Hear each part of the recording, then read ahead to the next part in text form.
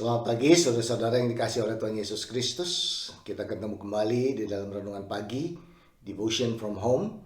Dan saya percaya dan terus berdoa saudara dalam pemeliharaan Tuhan dan saudara dalam keadaan baik-baik. Saudara, pada pagi hari ini kita akan belajar firman Tuhan lagi. Dan saya memberikan judul Bersyukur dan Berbuah.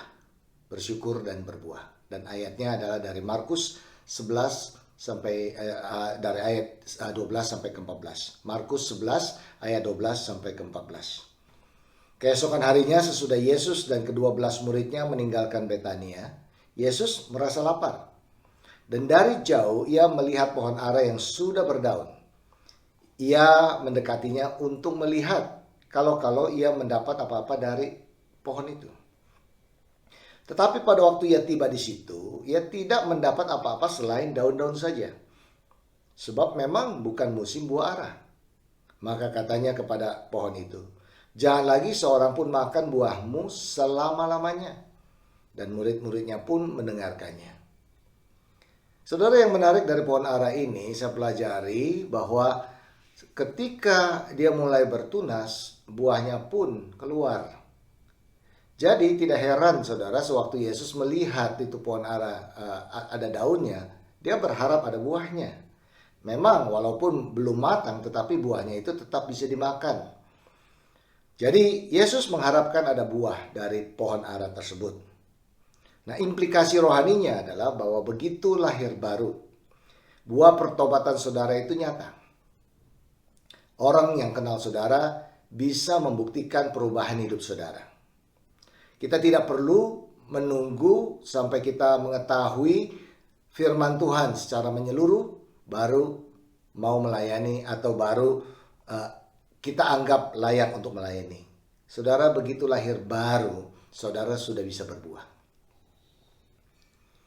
Dan selama saudara tinggal di dalam Yesus, kita sudah bahas ini sebelumnya, yaitu tinggal di dalam pokok anggur yang hidup itu, dan kita sebagai ranting-rantingnya, saudara pasti akan berbuah banyak dan buahnya itu akan dinikmati oleh banyak orang. Dan saudara akan membawa kemuliaan bagi nama Tuhan. Jadi singkat kata, firman Tuhan mengatakan bahwa kita harus berbuah. Kita harus berbuah. Nah, apakah arti buah itu? Ini juga saya sudah sampaikan kepada saudara dalam minggu lalu atau 2 minggu lalu. Arti buah itu adalah hasil dari perbuatan kita yang dimotivasi atau dilakukan karena kita tinggal di dalam Tuhan, tinggal di dalam Yesus, dan Yesus tinggal di dalam kita. Dalam bahasa Inggrisnya, arti daripada berbuah itu juga empowered others to become better than before. Memberdaya orang lain sehingga mereka itu lebih baik daripada sebelumnya. Saudara, berbuah itu, saudara menolong orang lain itu berbuah. Memberi tumpangan, memberi pengharapan, memberikan kasih saudara. Itu salah satu buah yang kita bisa lakukan. Semua orang pasti bisa lakukan itu. Namun pada kenyataannya, tidak semua orang itu berbuah. Atau berbuah tetapi lebih sedikit daripada yang seharusnya. Atau yang diharapkan. Lebih sedikit daripada yang diharapkan. Mereka lebih mementingkan kehidupannya sendiri daripada memperhatikan orang lain. Nah, kenapa bisa berpikiran seperti itu? Memikirkan untuk dirinya sendiri. Alasan yang pertama, karena iblis bekerja keras mempengaruhi manusia. Supaya mereka menjadi egois, seperti dirinya egois. Hidupku dan untukku. Pusat pikirannya adalah untuk dirinya, tidak pusingkan apa yang terjadi pada orang lain. Itu tawaran daripada iblis dan manusia menikmatinya. Jangan pusingkan orang lain. Yang penting hidup berpusat pada dirinya. Nah, alasan yang kedua mengapa orang itu tidak hidup memberkati orang lain adalah tidak bersyukur dengan apa yang ada pada dia. Tidak bersyukur dengan apa yang Tuhan sudah berikan kepada dia. Jadi saudara, kita bisa cek setiap hari apakah kita bersyukur dalam segala hal yang Tuhan sudah berikan. Kalau tidak, berarti hidup kita itu masih kurang. dan kita tidak bisa bersyukur. Oleh karena itu, kita mengambil kesimpulan, karena hidup belum cukup, bagaimana saya bisa memberkati orang lain? Jadi segala sesuatunya hanya untukku dan untukku dulu. Saudara, satu hal sebagai catatan, bahwa perasaan yang kurang itu akan menghalangi kita untuk memberi. Perasaan yang kurang, selalu merasa kurang itu akan menghalangi kita untuk bisa memberkati orang lain. Ada satu cerita lagi, pengajaran dari Yesus Kristus pada murid-muridnya di Lukas 12 ayat 15 sampai 21. Katanya lagi kepada mereka, berjaga-jagalah dan waspadalah terhadap segala ketamakan. Sebab walaupun seorang berlimpah-limpah hartanya, hidupnya tidaklah tergantung daripada kekayaan itu. Kemudian ia mengatakan kepada mereka suatu perumpamaan, katanya, ada seorang kaya, tanahnya berlimpah-limpah hasilnya. Ia bertanya dalam hatinya, apakah yang harus aku perbuat? Sebab aku tidak mempunyai tempat di mana aku dapat menyimpan hasil tanahku. Lalu katanya, inilah yang akan kuperbuat. Aku akan merombak lumbung-lumbungku dan aku akan mendirikan yang lebih besar. Dan aku akan menyimpan di dalamnya segala gandum dan barang-barangku. Sesudah itu, aku akan berkata kepada jiwaku, jiwaku, ada padamu banyak barang, tertimbun untuk bertahun-tahun lamanya. Beristirahatlah, makanlah, minumlah, dan bersenang-senanglah. Tetapi firman Allah kepadanya, hai engkau orang bodoh, pada malam ini juga jiwamu akan diambil daripadamu. Dan apa yang telah kau sediakan, untuk siapakah itu nanti? Demikianlah jadinya dengan orang yang mengumpulkan harta bagi dirinya sendiri, jikalau ia tidak kaya di hadapan Allah. Saudara, banyak orang di dunia ini berpikir seperti orang kaya yang bodoh ini. Tidak salah untuk mengumpulkan banyak dengan kerja keras. Kita harus bekerja keras. Kita tidak boleh bermalas-malasan. Permasalahan yang Yesus angkat di sini adalah isu ketamakan. Memperkaya diri tanpa memperhatikan atau memperdulikan orang lain. Kelimpahan ini untukku dan untukku. Kalau pada dasarnya dia tidak bisa bersyukur dengan keadaan dia sekarang, apapun yang dia miliki, berapapun yang dia miliki dan akan miliki, dia selalu akan merasa belum cukup. Seperti perkataan Yesus tadi, apa yang dia lakukan? Dia akan membangun lumbung yang lebih besar lagi dan berharap dia bisa hidup terjamin sampai hari tuanya, rileks, makan, minum, dan menikmati hidup.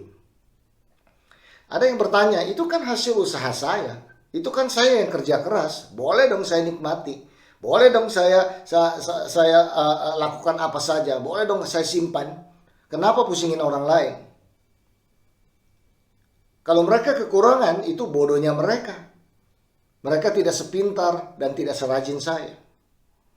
Saudara, pikiran atau perkataan seperti itu karena fokusnya hanya untuk dirinya. Walaupun sudah ada segalanya, tetap dia merasa masih kurang. Dan tetap dia akan mengejar lagi, tidak puas untuk mendapat lebih banyak lagi, lebih besar lagi. Nah, Yesus mengatakan orang seperti itu adalah orang yang bodoh. Karena siapa yang bisa menjamin berapa lama usia kita di bumi ini? Untuk siapakah yang engkau persiapkan itu nanti kalau jiwamu diambil? Mari kita renungkan sejenak kata-kata Yesus ini. Tanpa kita sadari, kita bisa terjebak dengan rutinitas sehari-hari kita, mengejar sesuatu yang sementara. Mari kita ingat juga bahwa waktu itu tidak akan kembali lagi. Jadi jangan kita sia-siakan. Nah, kalau saudara tidak punya waktu, sebenarnya saudara punya waktu untuk melakukan hal yang lain. So it is a matter of priority. Ya, itu masalah prioritas, bukannya masalah ada waktu atau tidak. Mau atau tidak. Jadi kita bisa tanya sama Tuhan, apa yang harus aku lakukan dengan apa yang ada padaku. Engkau sudah memberikan aku seperti ini, dan ada kelebihan ini. Kalau ada kelebihan, Tuhan suruh kasih saudara, jangan tunda. Langsung respon, obey, ya, taat sama Tuhan. Karena kalau kita terlambat, kita tidak akan menjadi berkat bagi orang lain. Kita tidak akan fulfill rencana Tuhan dalam hidup kita. Nah, kalau bicara mengenai memberkati orang lain, berbuah itu tidak selalu berpatokannya pada uang ya saudara, tapi juga mungkin waktu saudara, nasihat saudara, kata-kata saudara, penghiburan saudara, apa ya, perbuatan baik saudara, apa saja yang saudara bisa lakukan ya. Jadi tidak semata hanya sebatas dengan uang. Jadi saudara, kalau itu ada pada kita dan Tuhan selalu memberikan, dan kita pasti mempunyai kelebihan dalam satu hal atau yang lain, dan kita bisa share dengan yang lain. Nah, ingat bahwa Tuhan selalu memberi. Itulah sifat Allah yang ilahi. Kasih Allah itu adalah yang memberi. Jadi kita sebagai anak-anak Tuhan punya sifat yang sama seharusnya ya. Selalu mempunyai hati untuk memberi dan memberi di dalam kasih. Nah, pertanyaan yang mau tinggalkan kepada saudara. Mungkin kalau saudara sudah melakukan itu, puji Tuhan. Terus lakukan. Lakukan perbuatan baikmu. Terus beritakan kabar baik itu melalui perbuatanmu. Nah, bagi yang masih belum, atau mungkin masih prioritasnya masih salah, saya mendorong, ayo kita sebagai anak-anak Tuhan, kita lakukan apa yang menjadi kerinduan hati Tuhan. Dan melalui hidup saudara, saudara juga bisa menjadi berkat, menjadi terang bagi dunia yang gelap ini.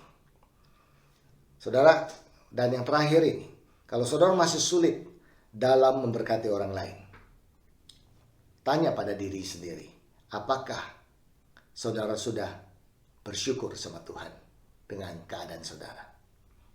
Karena bersyukur itu adalah kunci untuk kita bisa berbuah. Dan saya pasti saudara akan berbuah banyak. Demi kemuliaan Yesus Kristus Tuhan kita. Mari kita berdoa. Bersyukur dan terima kasih Tuhan untuk firman-Mu. Dan kami tahu Roh Kudus akan terus yang mengingatkan kepada kami, memberikan pengertian kepada kami, bagaimana kami hidup di dalam dunia yang serba tidak menentu ini. Hanya firman-Mu, ya dan amin. Dan biar kami bukan mengejar sesuatu yang sementara Tuhan, biar kami punya fokus hanya kepada Tuhan. Dan berkati setiap jemaat-Mu yang mendengar hari ini, dan bahkan juga Tuhan, hidup mereka bisa mempengaruhi yang lain, sehingga nama Tuhan boleh dipermuliakan. Terpujilah nama-Mu. Di dalam nama Yesus Kristus kami berdoa dan mengucap syukur. Amin dan amin.